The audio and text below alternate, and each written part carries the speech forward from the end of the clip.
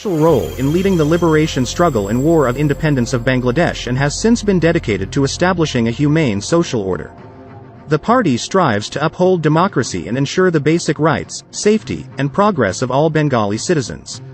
Throughout Bangladesh's history, the Awami League has been a key player in the democracy and development of the country. From its organizational activities during the birth of Bangladesh to protecting citizens from dictatorship and extremists, the party has been a driving force in shaping the nation. As such, the Awami League is recognized as the torchbearer of democracy in Bangladesh. Even before independence, the Awami League, under the leadership of Party General Secretary Bangabandhu Sheikh Mujibur Rahman, was dedicated to restoring democracy in East Pakistan, despite the fear of Pakistani dictators. The party has been the synonym of democracy as it took risks in the lives of its leaders and activists for over half a century to ensure democratic governance. As a result, they have often been targeted by dictators and extremists.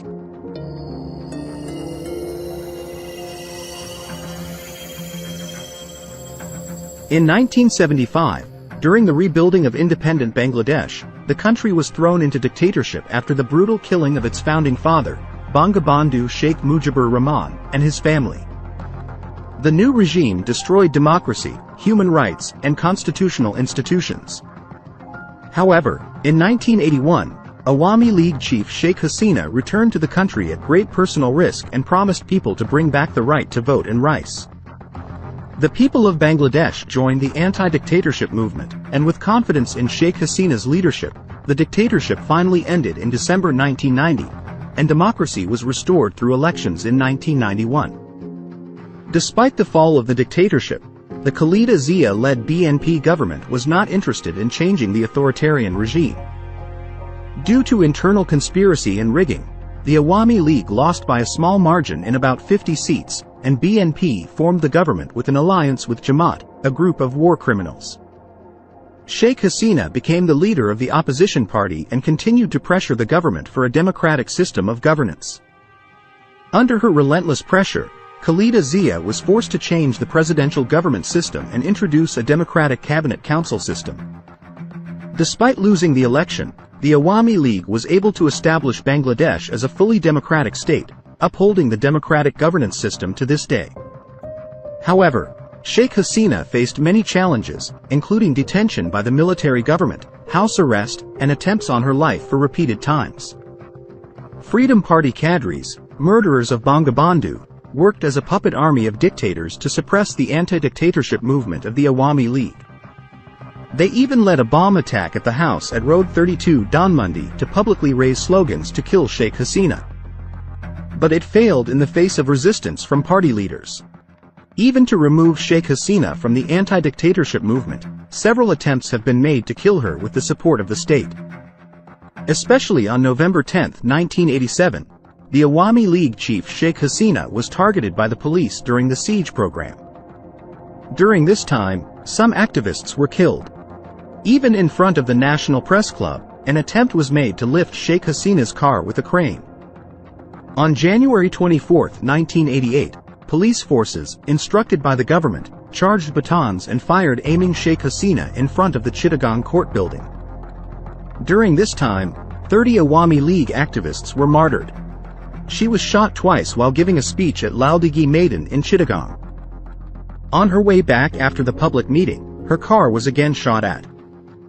Against all odds, Sheikh Hasina persevered, and after nearly a decade of relentless struggle and the loss of countless Awami League leaders and activists, the dictatorship finally fell. But on September 11, 1991, during the by-election of the Jatiya Sangsad, to prevent the victory of the Awami League, shots were fired at Sheikh Hasina with the support of the BNP government. Khaleda Zia's government carried out this sabotage to silence the democratic voice of the opposition for the rights of the people. As a result, immediately after the restoration of democracy, the entire country was stunned by this attempt to kill democracy. However, the BNP government attempted to prevent the Awami League from winning the Jatiya Sangsad by-election by firing shots at Sheikh Hasina. This sabotage stunned the country and threatened to silence the democratic voice of the opposition.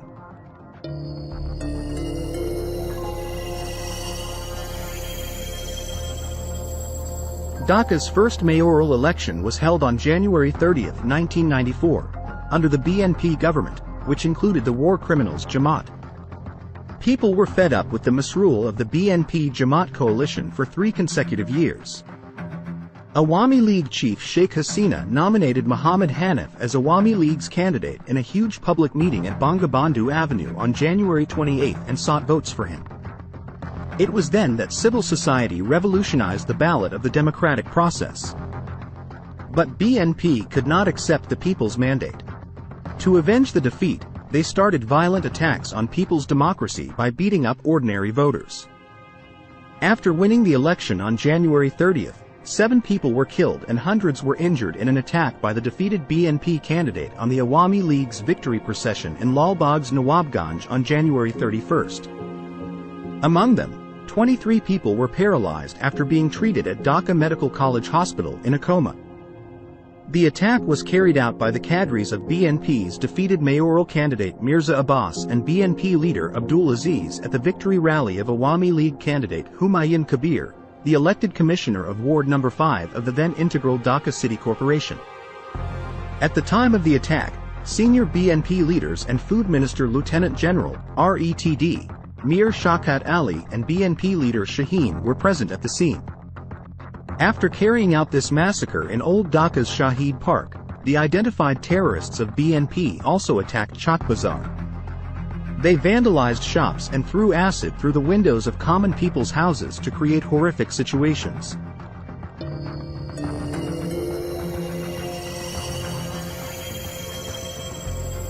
The by-elections held in Maghera on March 20, 1994, marked another blow to democracy in Bangladesh.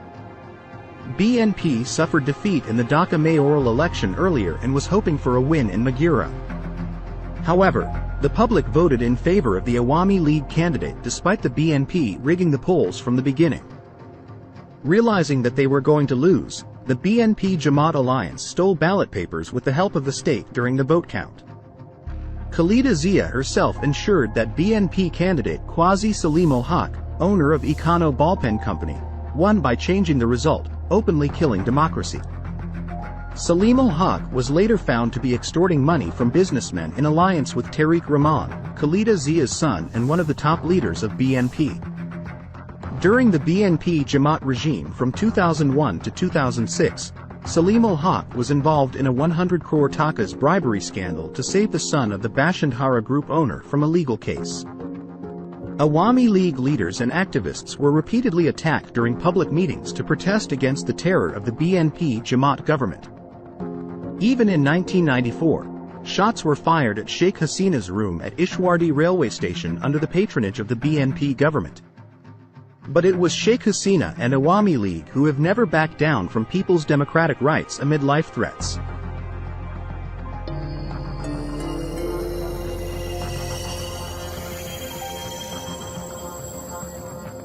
On February 15, 1996, Khalida Zia seized power undemocratically through a one-sided election organized by party cadres, as she had lost the courage to hold elections democratically after 5 years of tyranny and exploitation of the people.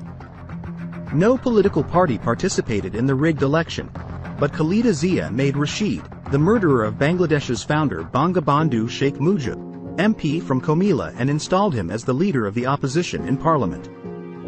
However, the one-sided election was cancelled in the face of intense public anger, and Khalida Zia and the illegitimate BNP government were ousted due to mass protests. In contrast, the Bangladesh Awami League formed the government on June 12, 1996, by winning a large margin of votes through a free and transparent election. After completing 5 successful years, Sheikh Hasina's government handed over power peacefully as the sole government of independent Bangladesh for a free election, setting an example for upholding democracy.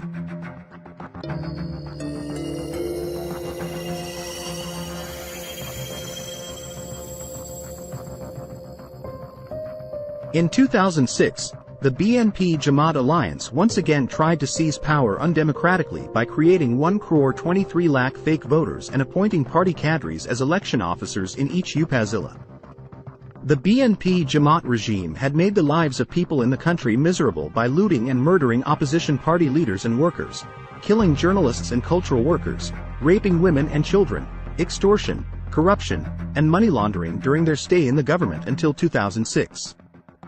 They brought shame to Bangladesh by making it a champion in corruption 5 times in a row. They also destroyed constitutional institutions and tarnished the image of the Public Service Commission by making appointments through direct lists without examination. The BNP Jamaat regime faced widespread criticism across the country for appointing 300 Chhatra Dal cadres as election officials.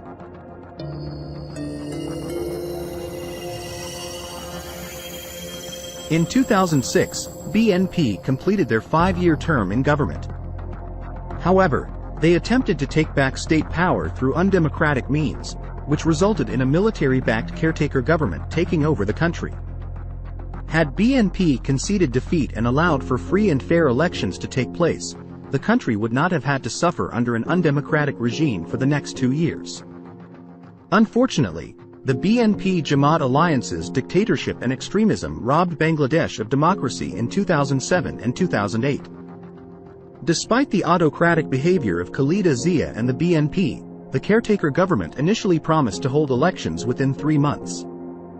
However, they clung to power for 2 years and arrested both Khaleda Zia and Awami League president Sheikh Hasina. Most BNP leaders faced trials for corruption and terrorism, while Awami League members were arrested for their peaceful protests calling for democracy. The mainstream media, including Proton Allo editor Mujibur Rahman and the Daily Star editor Mahfouz Anam, joined forces with the undemocratic caretaker government to push for the -2 formula to remove Sheikh Hasina and Khaleda Zia from politics. The situation was further complicated by the fact that Yunus, a United States-backed economist, was awarded the Nobel Peace Prize and subsequently attempted to control the politics of Bangladesh.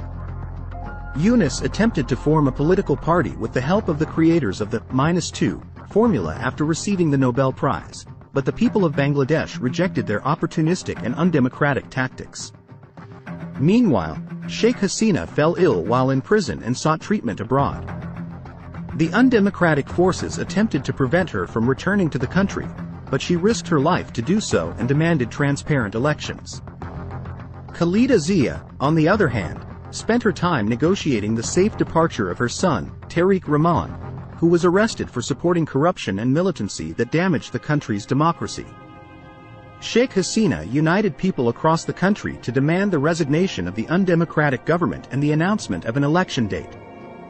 She even had to spend 331 days in jail for the cause of restoring democracy.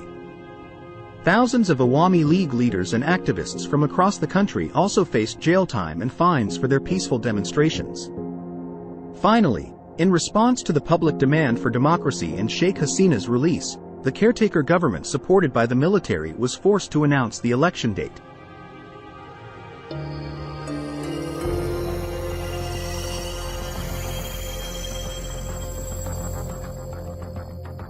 In 2007, the BNP Jamaat alliance once again attempted to seize power in Bangladesh through a rigged election using a fraudulent voter list.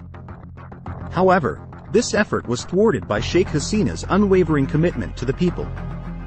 Sheikh Hasina demanded that the caretaker government cancel the fake voter list and create a new one with photographs to ensure transparency in the electoral process. In response to Awami League's demand, the caretaker government created a new voter list with photographs under the supervision of the army. Thanks to the strict monitoring by the international community, a fair election was held using transparent ballot boxes. It was not the caretaker government, but rather the international pressure on the army that led to the conduct of a free and fair election. As a result of this democratic process, Bangladesh Awami League won a historic victory with a 2/3 majority and formed the government again in January 2009.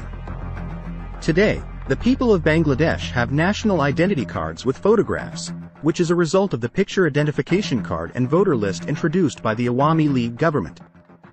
While Awami League was working hard to bring back democratic governance through a fair election, the BNP chairperson Khaleda Zia was more focused on securing the safe departure of her son Tariq Rahman, who was accused of corruption, terrorism, and militancy.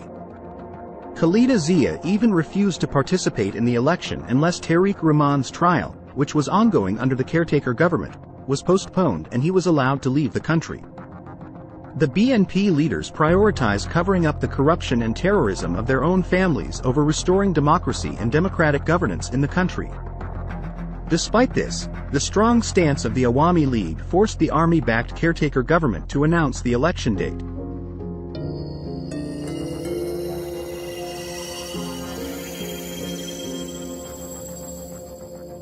In 2013, a tribunal was established in Bangladesh to try the accused of war crimes, genocide, and crimes against humanity committed during the 1971 Bangladesh Liberation War. The BNP Jamaat-e-Extremist group responded by carrying out terrorist activities and killing 15 policemen to prevent the prosecution of those accused of crimes against humanity. The year 2013 saw a surge in political violence, with 492 people losing their lives and 2,200 others injured in 419 major incidents of Jamaat-Shabir political violence. Despite the political violence, international surveys predicted that the Awami League government would be re-elected for 5 consecutive years due to its development-oriented policies. However, the BNP Jamaat alliance resorted to sabotaging the 2014 10th general elections by instilling fear in the public through acts of terrorism.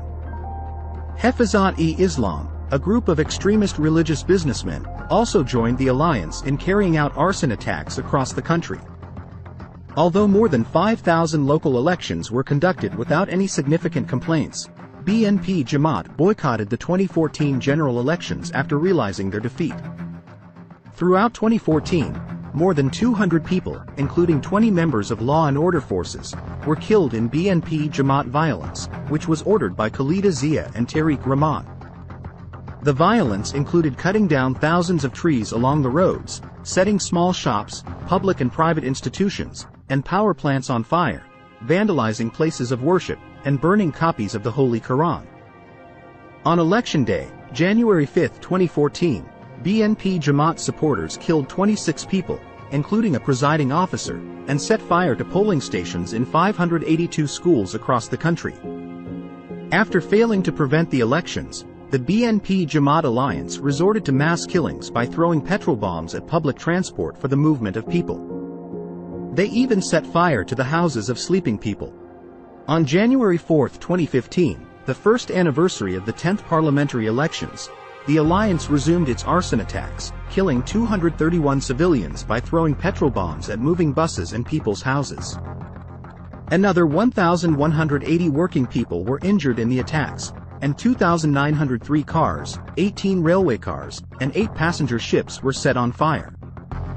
The vandalism and burning of government offices and infrastructure destroyed the essential documents of 70 government offices, including 6 land offices.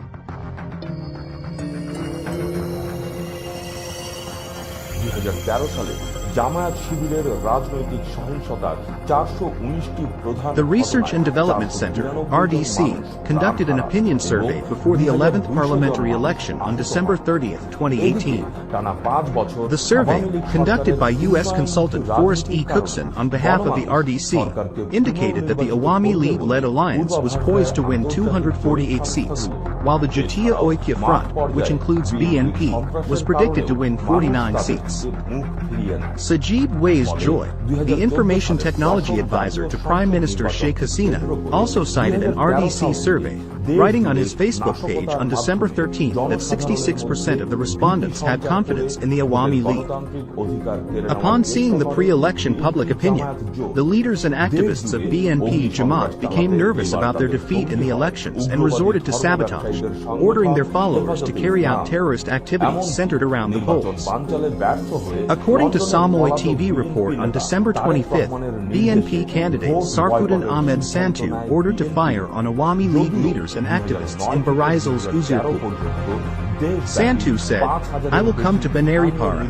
Whatever falls in front of me, I will shoot, clear the field."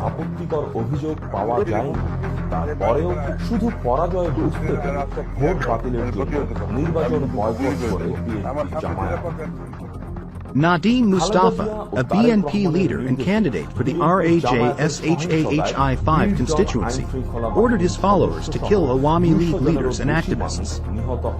In the phone conversation, Nadeem Mustafa is heard saying, "If you get a chance, eliminate them, kill them." Jamaat Shibir কর্মীরা এছাড়া ছোট শালাকে মারতে পারলে পরে ভালো হয়। কতজন আছে এখন সুযোগ পেলে বসে দাও। মন্দির, প্যাগোডা ও গির্জা ভাঙচুর এবং পবিত্র কোরআনের শত শত copy. The defeat of the BNP in the 11th general elections in Bangladesh has been attributed to various factors by political analysts, including organizational weakness, lack of strong leadership, failure to provide qualified candidates, internal conflict within the party, failure to provide polling agents, inaction by senior leaders, insufficient public communication, nomination of war criminals in the month of victory, multiple nominations in certain constituencies, neglect publicity campaigns, and failure to place their manifesto to the public. The senior leaders of the Bangladesh National Party, BNP, were preoccupied with their elections, causing their party candidates to receive inadequate guidance. Just before the election, many candidates withdrew due to the absence of central instructions. BNP leaders and candidates repeatedly urged activists and voters to attend their campaigns. However, few showed up. The lack of attendance from leaders and candidates resulted in dissatisfaction among ordinary voters, causing many to skip the polling stations, ultimately affecting the election outcome. The absence of leaders and activists in the election field was cited as one of the reasons for the BNP's defeat, as their counterparts in the ruling party were actively present. Candidates in many constituencies were not present in election campaigns, particularly in the capital, where only a few made any public appearances. This caused a disconnect between voters and BNP candidates, further impacting their election performance. The party's inability to provide polling agents was another factor in their poor showing. In the 2018 election, they were unable to provide agents in most centers, and those assigned failed to attend. BNP's nomination of war criminals in the month of victory was not well received by conscious citizens, including the civil society, which harmed the election results. Despite mass campaigns, BNP failed to attract voters, as they had no connection with Jamaat-e-Islami front leaders and workers. In contrast, Sheikh Hasina, president of Awami League, held public meetings with senior leaders, while BNP and its alliance did not. Conflict within the party also contributed to their defeat. Activists argue that the party nominated inexperienced and inactive individuals, negatively impacting the election field. The nomination of opportunists and businessmen, instead of deserving candidates, sparked negative reactions within the party.